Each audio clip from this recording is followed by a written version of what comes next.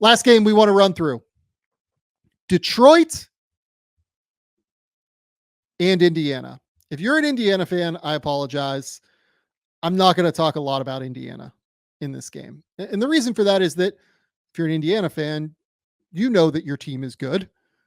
You also know that your team largely brought back everybody from the team that was there last year. So I don't think we need to do like some deep dive into what the Pacers are. The Pacers are an awesome basketball team. They are going to be a playoff team this year. There's just not a lot to say. Best wishes to James Wiseman. We hope that his Achilles gets healthy enough so he can play next season. The reason I was a lot more interested in Detroit in this game is new coach, competent coach who's not totally asleep at the wheel like Monty Williams was last year. And I wanted to understand what they were trying to do with Cade Cunningham to get him the ball. I wanted to understand what they were going to look like on defense as well. Because Bickerstaff has a great reputation league-wide as an awesome defensive coach. I think by and large, you saw a lot of moments of high-level defense last night from Detroit, especially in the first half. Eventually, Indiana adjusted and understood where they could pressure Detroit, and that was at the ball screen point of attack with Jaylen Duren. We'll talk about that in a second.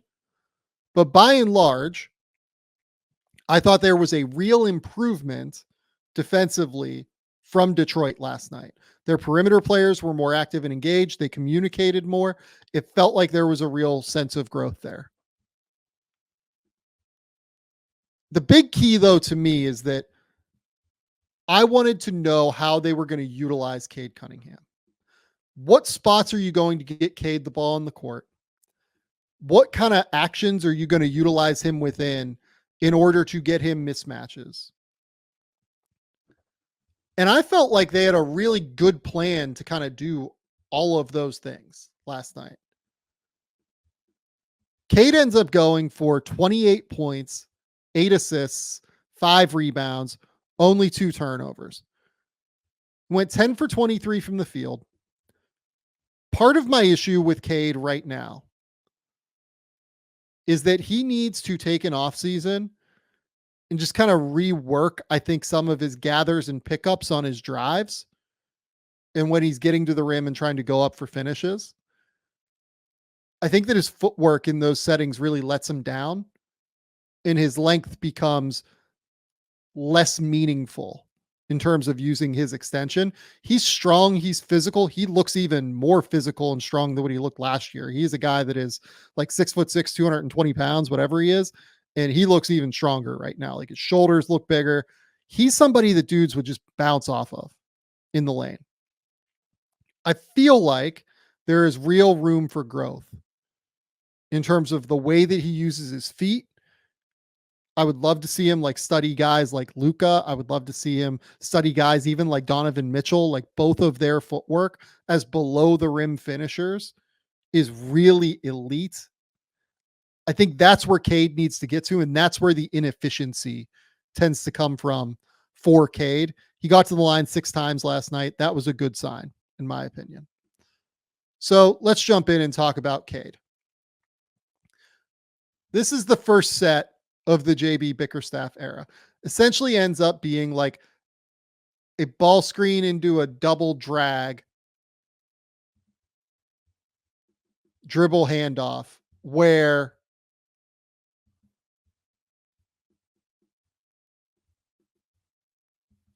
you get this Tobias Harris flip and you get this back screen here for Hardaway, setting up a Tobias Harris rim run for a dunk. Then on top of it, you still have Jaylen Duren here, and he's going to set a screen for Hardaway's man, almost in like a stack or a Spain pick and roll kind of action, right? You're screening for the screener. We love screen the screener actions here. They are really, really difficult to guard. Hardaway is going to clip Siakam here, Tobias Harris's man. And then Duren is going to clip Hardaway's man, Tyrese Halliburton. Fantastic. That's the way offense should look. And I think what you can't overestimate here in any way, shape, or form is the impact of spacing for the Detroit Pistons on offense already in game one. They look so much cleaner and crisper on offense. There was actually room for Jaden Ivey to drive. He ends up with 17 points on 13 shots and 9 free throw attempts. He smoked a couple of layups that he could have made. Cunningham had like real space to operate. In Cade's case, it's not driving all the way to the rim like it is in Ivey's case. It's more, does he have time to operate in that mid-range area on his drives? He had the time finally because Tobias Harris was out there. Tim Hardaway was out there. Malik Beasley was out there. Simone Fontecchio was out there. They just had dudes that were willing to take threes and dudes that teams have to guard from beyond the 3-point line. This one, late second quarter. Just a really little sharp action here, right? So again, impact of spacing. Tim Hardaway just sets like this little rub screen, but then filters to the corner. Then you get Jaylen Duren, who comes to set a screen, and then he's going to roll to the rim. What we want to pay attention to here is this is Ben Mathurin. So like Ben is not the most intuitive off-ball defender a lot of the time. But if that was Ron Holland in the corner, or if this was Ron Holland over in this corner here, where Malik Beasley is, Halliburton would be coming over to tag. I'm sure Mathurin would be told, you got to go tag. Instead, because you have real shooters in the corners, that is an easy rim run for Jaylen Duren. That's space that the Pistons just did not have last year. I'm telling you, I will ask Bryce about this on the podcast on Sunday if you want me to. I watched too many Pistons games last year, probably because of Bryce. That is something they just did not have access to all that often last season. Third quarter now, Cade was a monster in the third quarter. I think he had like 18 in the third quarter. This was a really fun set to be able to get Cade emptied into the corner and into a potential post up. And this is where I think he actually has a chance to really thrive.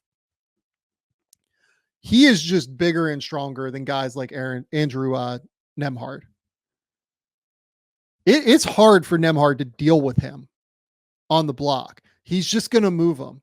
Like watch Cade just like kind of continue to carve out space. Eventually gets all the way into the semicircle from like starting his post up here, and his left foot ends up in the semicircle. That's just tough to deal with. It's really, really hard to deal with. And again, another thing that you have to point out, last year, I think Siakam just crashes in doubles. I think Tyrese Halliburton would just crash or double and not think twice about it. But because it's Tobias Harris and because it's Tim Hardaway Jr. on the perimeter, they can't really do that. So Cade goes up, makes a little hook shot. Again, they saw it work once. We're going to go to the post again. This is against Aaron Naismith, who's a really good defender and is strong enough to deal with Cade. That's why Cade doesn't try and go all the way to the rim this time. Instead, he gets to his little fade series, knocks down this fadeaway mid-range jumper. But again, notice that like Siakam can't really help because, again, he's guarding Tobias Harris. And that's a better shot that Detroit would probably prefer, and that Indiana prefers that Cade just takes this fadeaway mid-range jumper at the end of the day. It's like, this is fine. This is probably a 45% look for Cade. I mean, an open top of the key 3-point shot here from Tobias Harris. I mean, that's got to be 40% if Pascal comes all the way down and helps and Cade hits the kick out. If he's that open, I would guess he makes that at 40%. That's 0.9 points per possession versus 1.2 points per possession. It's the right call from Siakam, but it's just more space for Cade to operate. So you would expect his numbers to go up this year because he has the space and because he has the time. This one, we get into a nice little Chicago action for Jaden Ivey. And I put this one on here to kind of showcase the impact of poor spacing shooters or poor shooters, right? So what I want you to see here is that we're going to get to this little, some middle Chicago, Zoom, DHO, whatever you want to call it. Ivey's going to be able to get downhill here, but look at how aggressive Siakam is this time at already helping and being in the paint when he's guarding Ron Holland. He's already sliding over. He's already there. He's already underneath the rim. Shooters matter. Spacing matters. Holland can't make them pay. This one, again, Cade, get into like a little double on ball. Just a ridiculous finish, right? Absolutely ridiculous finish. Again, though, look, Obi Toppin is like feet in the paint here, one pass away because Ron Holland is in the corner. That's an insane finish from Cade. It's a ridiculous finish. He doesn't always do it, but when he does, it looks pretty. Let's get to a quick little note from Prize Picks. Prize Picks is the best place to get real money sports action with over 10 million members and billions of dollars in awarded winnings. Prize Picks has made daily fantasy sports accessible to all. You just pick more or less on at least 2 players for a shot to win up to 100 times your cash. Run your game all season long on Prize Picks. Prize Picks is the best place to get real money action. There are over 10 million members. Like I said a second ago, they invented the flex play, which means you can still cash out if your lineup isn't perfect. You can double your money even if one of your picks doesn't hit. Prize Picks always puts its members first, so all withdrawals are fast, safe, and secure. When my picks hit, I can get my money in as quick as 15 minutes. We are big fans of Prize Picks here. We absolutely love the app and what they're doing for the daily fantasy sports scene. Download the app today and use code GameTheory to get $50 instantly after you play your first $5 lineup.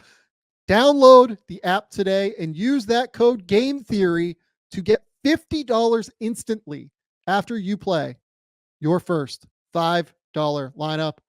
Prize Picks, run your game. Again, they set up this little double on ball. This time they go all the way under. I think that's with Enrique Freeman is the big this time. He's just not really big enough to take up a ton of space there. And then this one, fourth quarter, again, we're going to get into the post, if I remember correctly. Oh, no, we're just going to face up Pascal here and drive him and finish. But again, power of shooters. Power of shooters all over the court. Pascal is stuck on an island there with Cade Cunningham because Tobias Harris, real shooter. Tim Hardaway Jr., real shooter.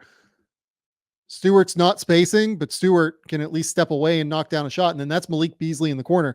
That's like a real shooting lineup. And you gave Cade a ton of space to operate and go. And again, Cade's skilled, man. I think based off of the way that they set up their actions and based off of the way that they were able to get him into spots, if they win enough games, I think he probably makes the All-Star game.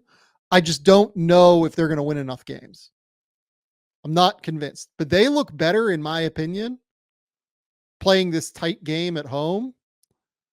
I thought they looked a little bit better than Charlotte, even though Charlotte won on the road against Houston.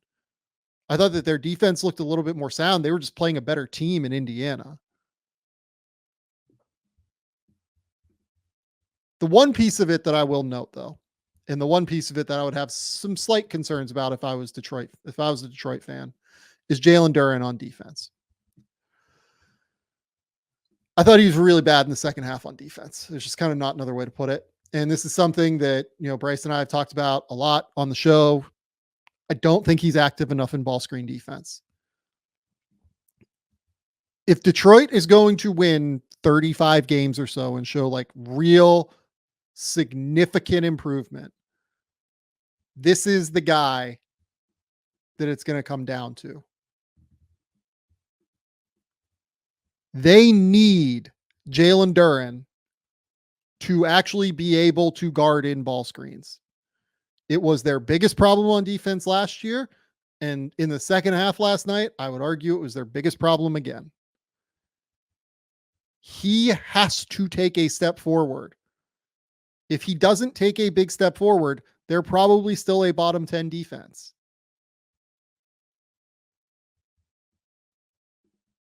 He has to get better. Let's just kind of run through and talk about what we see here. So this one, he just kind of gets caught in no man's land there. I get that Andrew Nembhard is like engaging him, and that Tim Hardaway Jr. here is like in absolutely no man's land. I don't know if I've ever seen somebody fight through a ball screen like Tim Hardaway does here, where he literally like turns his back to the ball this way. It's bizarre. It's very bizarre.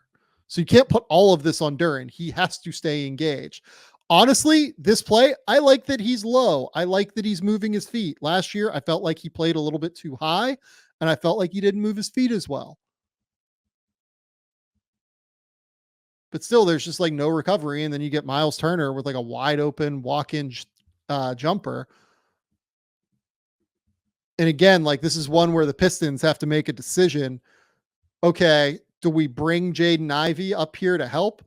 And then Turner kicks it out to an open Tyrese Halliburton who makes that shot 40% of the time? Or do you just let Miles Turner get a walk-in three? I mean, maybe you hope that Tobias Harris helps the helper there in that case. I mean, it's a tough spot. It's a really, really tough spot. This one, again, you're going to get a ball screen, and this is one where I think the process is just bad here. Obviously, the result is that it's a miss, but again, I think he's just staying attached a little bit too long here, and he's not closing up the pocket while Ivy tries to recover back into the play. And you can complain about Ivy's positioning here, but they're essentially trying to send Halliburton down this way to try and close off the angle for him. If you're doing that, you have help here. You have help here if you need it.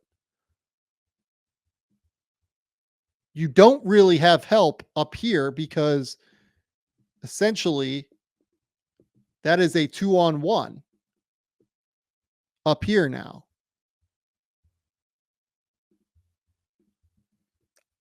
Duren's feet and his arms need to be in this pocket here. He cannot allow the pocket pass while Ivy gets back into it. And he goes and gets the rebound, which is good. But this is one where we're in the fourth quarter now. I think that McConnell has just taken a handoff from Mathurin. You get the early Turner slip, and he just doesn't engage at all that time. Doesn't stop the ball at all. Jay's like super attached to Miles Turner here. I don't really know why. He at least needs to like be a presence there, especially given that, if you take just a step this way, you're probably going to dissuade McConnell from taking that shot at the rim. And you're still going to be in position to be able to get back to Turner as well. And that's a really difficult pass to get all the way back to Miles. He just feels like he's in no man's land a little bit too often. This one, just kind of drops back. That's a foul that is just not really good enough.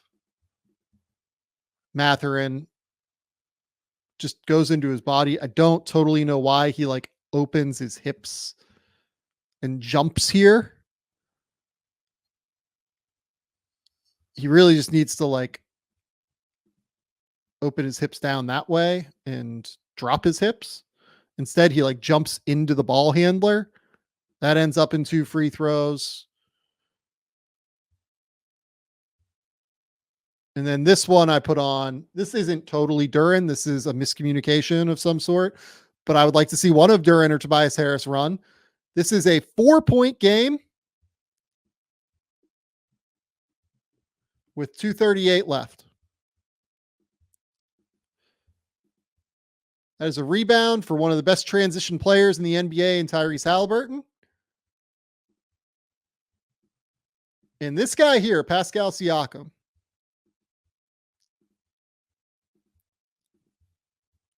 he ended up last night with 19 points, 9 assists, 8 rebounds. The other thing he is one of the absolute best bigs in the NBA at running the court. He is insatiable. He sprints. He gets downhill. He absolutely feasts in transition because he sprints the court all the time. And here, he just absolutely destroys those guys down the court and ends up for a dunk, despite the fact that they have a step on him. So why am I unclear on who this is? Even though it ends up being Duren that's trailing behind. So just given the numbers, right? Cade's obviously going to take Nembhard. Ivy's obviously going to take Halliburton. And Hardaway's obviously going to take Mathurin based on how they're set up. These two need to communicate, okay, do we want the big trailing? Do we want Jaylen Duren as the trailer here? Because we know that Turner is probably going to end up being the trail man. Siakam's going to end up being the guy sprinting the court. Or do we want Harris on Turner? Regardless, it takes talking here. Given the way they're aligned, it seems like they're setting up that Harris is going to take Turner and that Duren is going to take Siakam. Different teams have different rules. I'm not in the Detroit locker room. I'm not going to sit here and tell you for sure what their rules are. If they always want the big taking the trailer and you need Harris when he's in that spot where Siakam is literally right there. He's literally right next to him on the rebound, right? It would be very easy for them to communicate through this and say, Harris is taking Siakam, Duren is taking the trailer.